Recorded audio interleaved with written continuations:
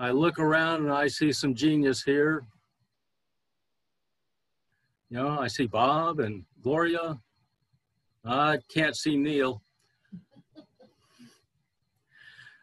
The actress Tallulah Bankhead was once asked about some of the geniuses that she might have worked with and what she thought of them. Hitchcock, F. Scott Fitzgerald. Who is it that she considered a genius? Tallulah Bankhead really didn't think anybody that she had worked with was good enough to be called a genius. She said, darling, that's the way she talked. She said, darling, there's only been two geniuses, Willie Mays and Willie Shakespeare. Well, of course, that's patently absurd. She forgot about Satchel Paige, the old Negro League pitcher. And that's who we're going to build this talk around today. This month, the Major League Baseball leagues are celebrating the 100th anniversary of the old Negro Leagues, and they're celebrating Jackie Robinson Day. It's a very timely celebration for the world at large. Nevertheless, choosing Satchel Paige for a talk like this might be a little unusual. Certainly anyone who ever knew Satchel Paige personally would really be puzzled that he would be the subject of a church message. He certainly was no Buddha or the Apostle Paul or anything like that. Satchel Paige drove too fast, smoked too much, and stayed out too late too often, usually dancing. The man loved to dance. And goodness knows he loved to dance. But anyway, I bring up Satchel Paige because he is a person that performed at a high level for a very long time. And I thought we could, gain some wisdom wherever we find it. And look at how he did this in the framework of our unity principles. Now, for those few of you who don't have the good judgment to be baseball fans, I thought I'd give a little background on Satchel Paige's career. And maybe you'll see why I think it's a little remarkable. Satchel Paige began pitching professionally in the late 1920s. He was a teenager. By the 1930s, Satchel Paige was the premier pitcher in the Negro Leagues, and he was by far their best showman. Now, during the 1930s, the baseball was strictly segregated, and the Negro League players were not allowed to play in the major leagues, of course. However, at that time, baseball players did not get paid very well.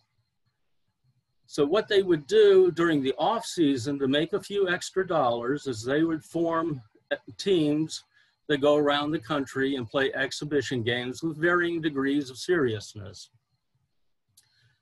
And every once in a while, the paths of the Negro Leaguers would cross paths with these white major leaguers, and they would play games against each other. An interesting series of these games occurred in the 1930s when teams with Satchel Paige, the premier pitcher of the Negro Leagues, played white major leaguers with the premier pitcher of the National League, Dizzy Dean, pitching. Now, Dizzy Dean was later to say that it was a good thing that Satchel Paige and Dizzy Dean himself could not be on the same team, because it would have been unfair to the rest of baseball. Now, while the major leagues were off limits for Satchel Paige, they certainly knew who he was. When the New York Yankees were wondering if a young Joe DiMaggio was ready for the major leagues, they arranged for an exhibition game between white players with DiMaggio on the team and black players with Satchel Paige pitching. The report came back. DiMaggio, he's really ready for the major leagues. He got a solid foul ball and an infield hit off of Satchel Paige. The kid's going to be a star. Well, after World War II in the 1940s, Jackie Robinson broke the color barrier in baseball. Satchel Paige himself was disappointed and even a little bit bitter that they had not chosen him to break the color barrier. But it did not last long. Paige rationalized that Jackie Robinson was young enough and certainly good enough to fit the bill. And besides, after thinking about it for a few minutes, Paige realized that he did not want to take a pay cut. So there was always a silver lining for Satchel Paige. But Satchel did get his chance in the big leagues a few years later.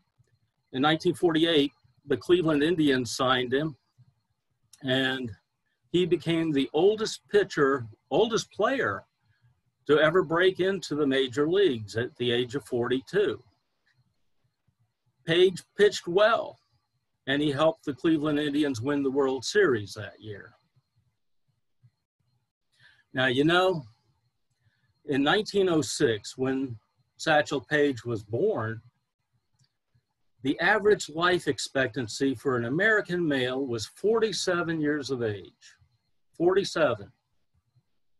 At age 47, Satchel Paige was pitching for the St. Louis Browns and making the American League All-Star team. Now, people marveled at Satchel Paige's longevity, and they would ask him how he performed so well at such an advanced age. And Satchel Paige would reply, "Age is a question of mind over matter. If you don't mind, it doesn't matter." Yet Paige's fastball did begin to lose some zip, and his career started to phase out a little bit. But it was not over. In 1965, the Kansas City Athletics had a terrible team, and they needed a gimmick to get some fans into the stands. So they gave Satchel Paige a one-day contract, and their expectations were low. They expected Satchel Paige to attract some fans into the stands, pitch to a couple of batters, give a couple of hits, tip his cap, and that would be that. And to show you how much of a publicity stunt this was, when the game was to be played, they had Satchel Paige warm up from a rocking chair with a lady dressed as a nurse at his side. Well, what happened is that the 59-year-old Satchel Paige went out and he pitched 3 innings, did not give up any runs. He only gave up 1 hit to a kid that he couldn't pronounce his last name. It was Yastrzemski. And really did awfully well. It was the capstone of a long career spanning 5 decades in which he succeeded in spite of age and extreme racial prejudice. Now, of course, people would ask him constantly about his prescriptions for health. And I'll tell you about some, but I'm going to leave out some of the advice that he gave because he's a lot like myself and maybe a little bit like you in that he didn't always take his own advice. But there were some core things that he actually did, and here they are. Avoid fried foods. If you don't feel well, lie down and think cooling thoughts. Jangle lightly and loosely as you walk. And finally, don't look back. Something might be gaining. So those are ideas that he did practice. And for those of you with some advanced degrees in integrative medicine, I'm sure you can recognize the rudiments of good nutrition, visualization, keeping the channels of qi and the nerve pathways open, and the intertwining of mental and physical health. For those of you who are just Unity followers, well, Satchel Paige also practiced some principles with which we're all familiar. First, Satchel Paige took some time out every day to be alone by himself in the quiet. Like Isaac in the book of Genesis, Paige took this time alone to sort out things in his form of meditation. He would say, sometimes I sit and think, and other times I just sit. In this regard, Paige was taking the advice of Jesus, whether he knew it or not, when Jesus said, go into your room and shut the door. Shut the door to the confusion and the contradictions around you, and listen for that still small voice of guidance. In Unity, we also follow a practice of affirmations and denials. We affirm the principles that we believe are true and workable, and we also deny those beliefs that are negative and obstructive. This is something that has been exercised from Job to Jesus and beyond. Satchel Paige employed this also. He freely affirmed the skills and the intentions of the white ball players. He was exuberant about their skills.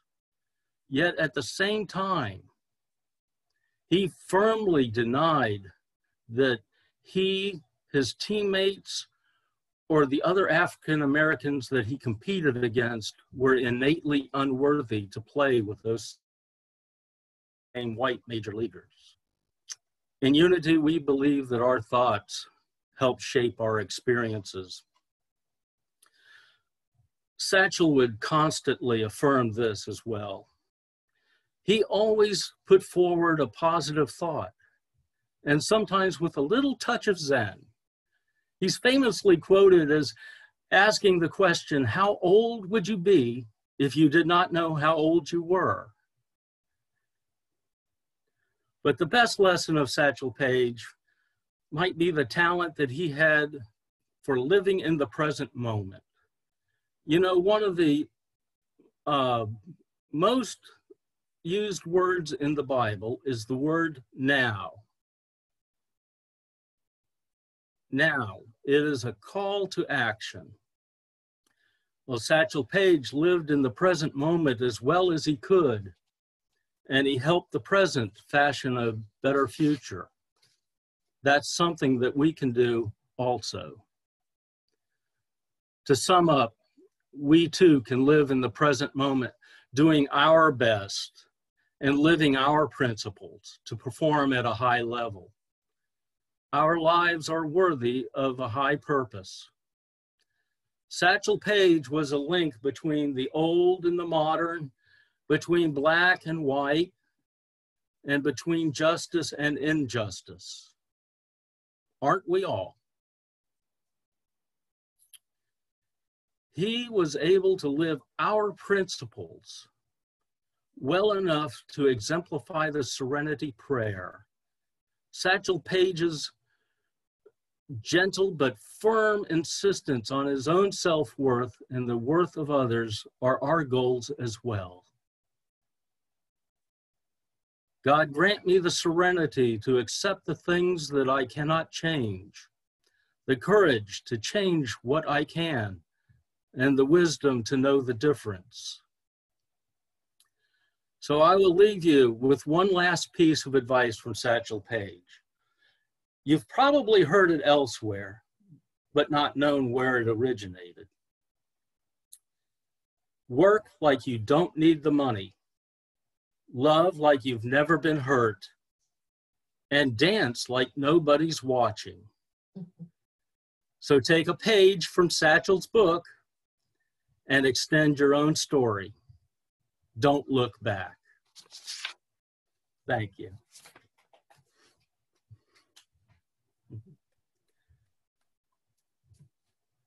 There's the Satchel page.